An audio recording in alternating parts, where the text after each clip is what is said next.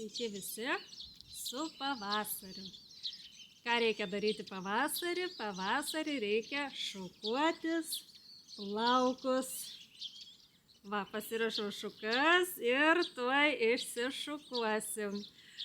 O jeigu rimtai, tai sužinojau įdomų dalyką, kažkaip anksčiau neatkreipdavau dėmesio, bet paukščiukams, ypatingai zylėms, labai patinka apšiltinti savo lizdelius pavasarį. O kuogi jie apšildo to savo lizdelius? Jie apšildo paprastai gyvūnų plaukais, visokiais gamtoje rastais augalų pūkais.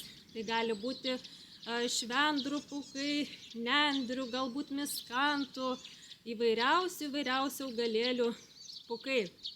Bet visgi gyvūnų plaukai yra vieni šilčiausių, yra viena šilčiausių apšiltinimo medžiagų.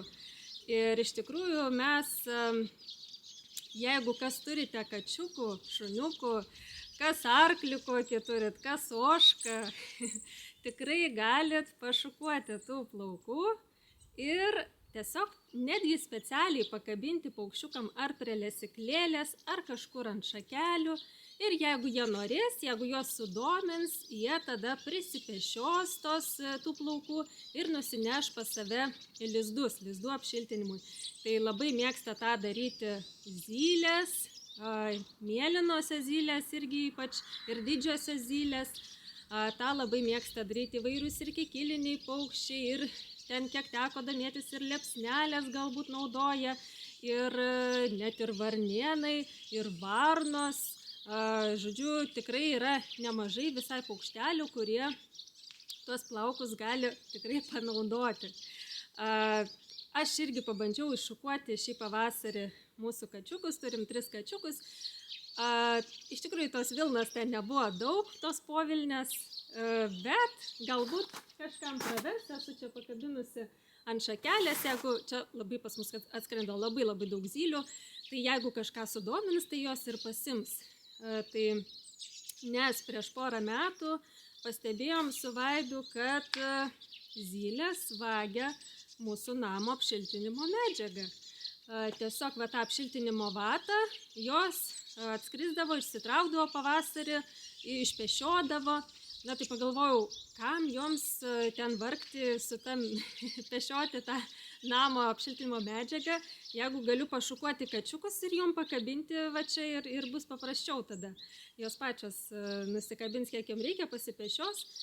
Tai iš tikrųjų yra geriau ta žvėrių įvairių, gyvūnų kailio tie plaukai yra geriau negu kažkokios tai sintetinės medžiagos.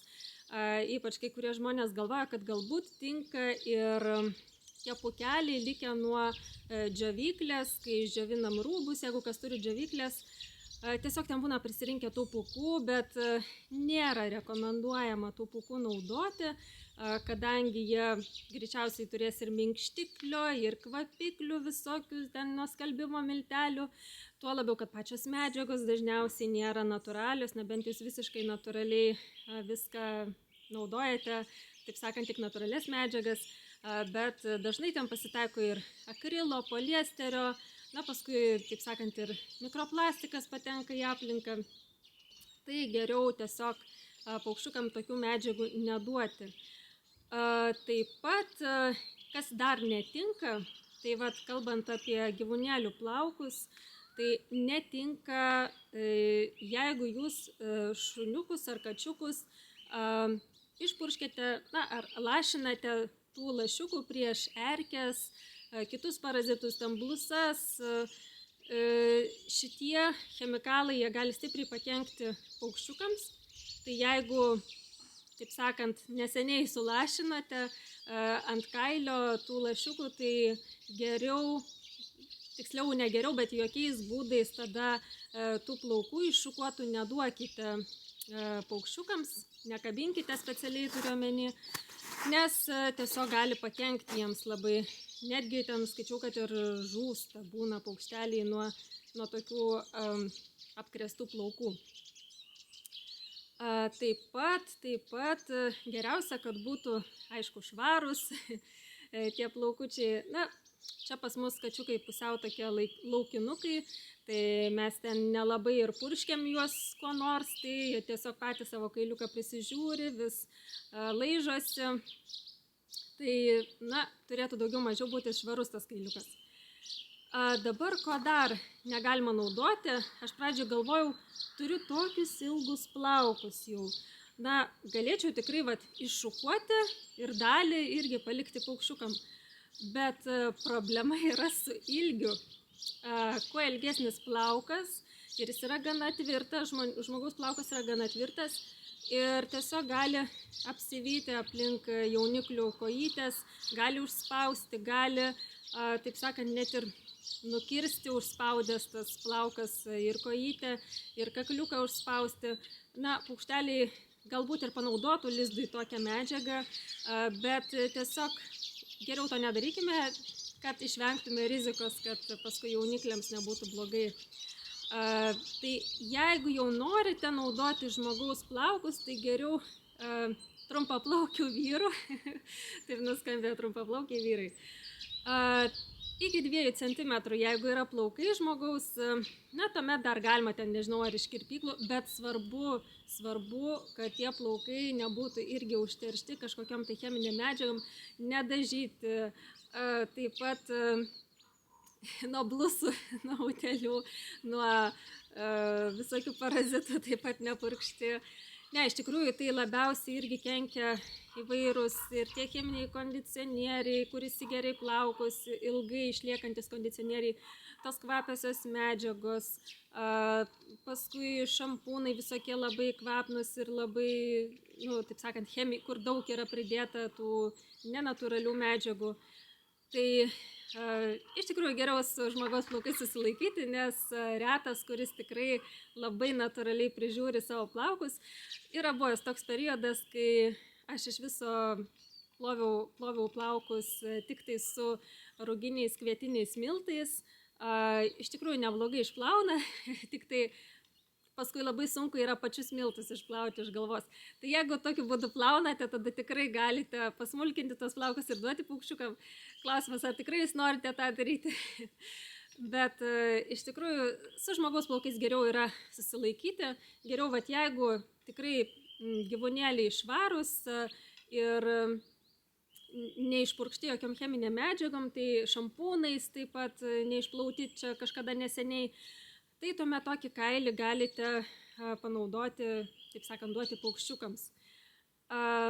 Ko dar negalima duoti paukščiukams lizdeliams, tai yra žinoma visokių plastikinių šiaudelių, paskui siūlų irgi, nes siūlai susivykit ir paukščiukui gali baigtis blogai tada.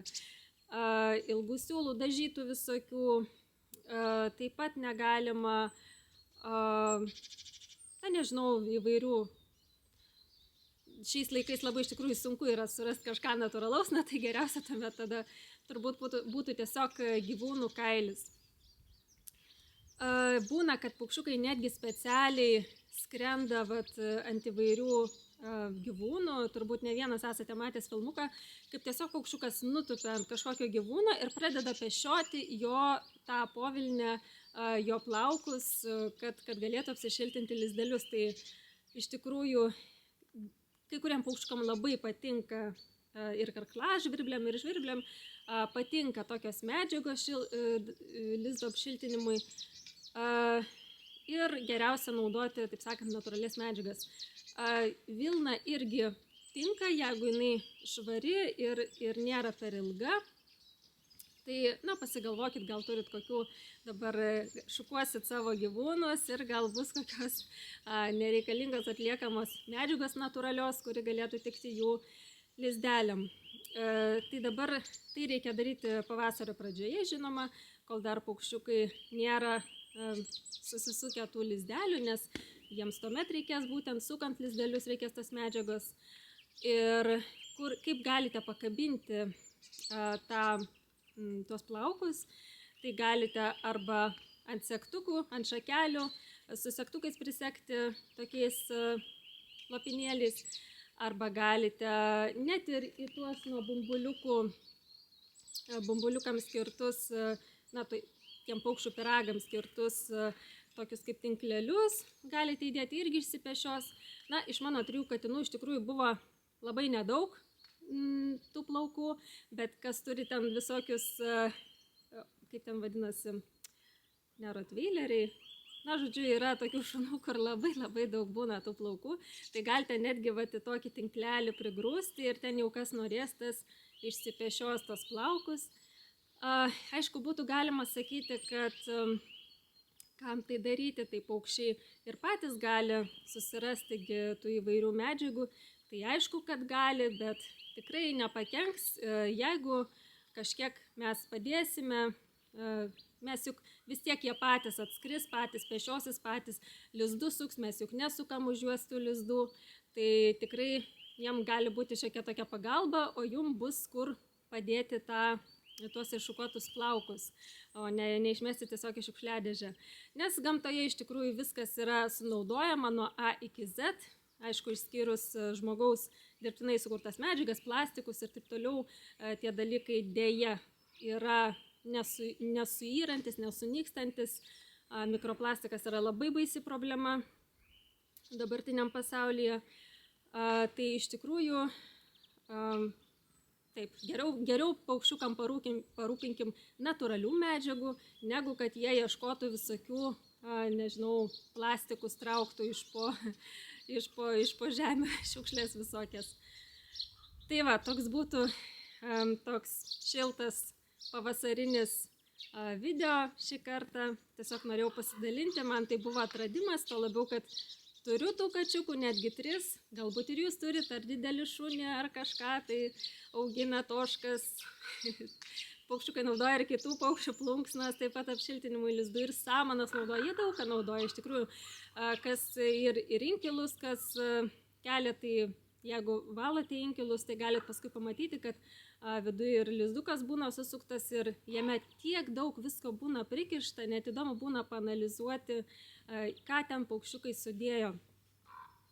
Tai va, tai dar viena naujiena, tai kviečiu ateinantį šeštadienį į inkilų kėlimo šventę. Čia bus pas mus vyksinai. Jeigu ką domina, tai parašykite, galite arba komentare, arba man į Messengerį parašyti, kas pažįstate. Ir lauksim jūsų taip pat paukščiukų mylėtojų inkilų kėlimo ir gaminimo šventėje.